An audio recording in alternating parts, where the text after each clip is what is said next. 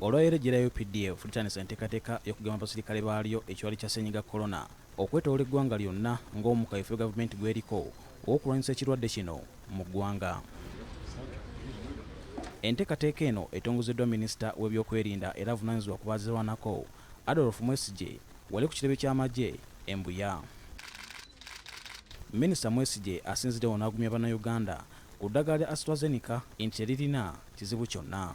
I would like to implore you and to implore the rest of the Ugandans, please, we should have trust in our scientists because they are qualified to give us the advice they have given us so that we can be able to save lives by using this vaccine. Ono yeebazizza omukulembeze w'eggwanga olw'okukulemberamu enteekateeka y'okulwanyisa ssennyiga korona naddala amateeka ge yateekawo.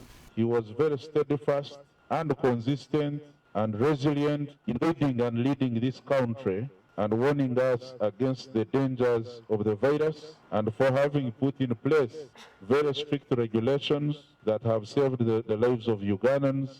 Akulira ebyobulamu mu ggye ly'eggwanga Major General Dr. Ambrose Musinguzi ategeeza nti enteekateeka y'okugema abasirikale bonna etandise n'asaba abantu bonna abalina ekizibu ku ddagala ly'okugema okubatuukirira. At the division level, DMOs will be the ones to answer any queries of concern. If you look at it, you are expected first of all to be having a national ID, and the first thing you'll fill up there is your NIN number, and then you'll also fill in details as they appear in your national ID.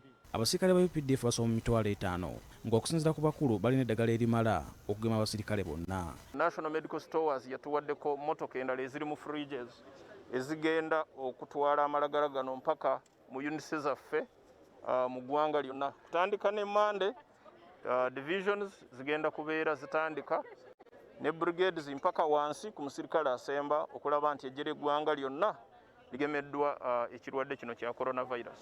Boosiano Mukibi, BBS Gambuuze.